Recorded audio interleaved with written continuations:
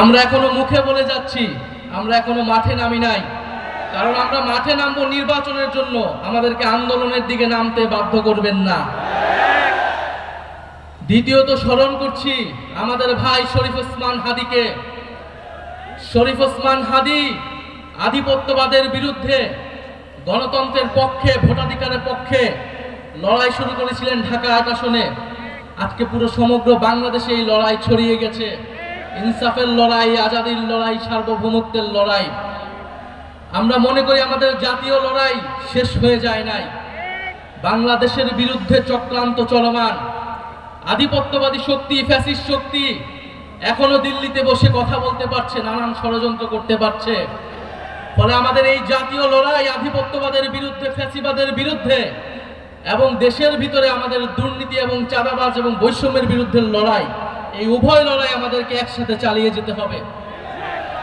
প্রিয় সংগ্রামী বন্ধুগণ, আমরা গণ অভ্যুত্থানের পরে যে আশা আকাঙ্ক্ষা নিয়ে রাজনীতি শুরু করেছিলাম, নতুন বাংলাদেশ গড়ে তোলার কাজ শুরু করেছিলাম, আমরা অনেকাংশে সেটা ব্যর্থ হয়েছি। আমাদের অনেক অসমাপ্ত কাজ রয়ে গিয়েছে।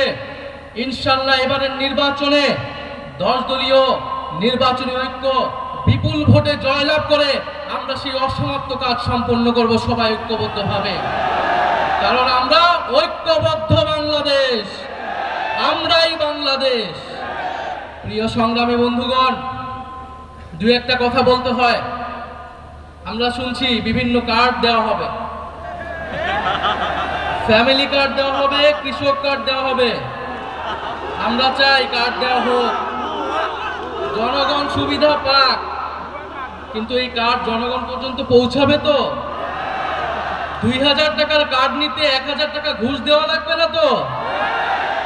তাহলে ঘুষ, চাঁদাবাজি সেটা যদি আমরা নির্মূল না করতে পারি, এই সকল সুযোগ সুবিধা কি জনগণের কাছ পর্যন্ত পৌঁছাবে?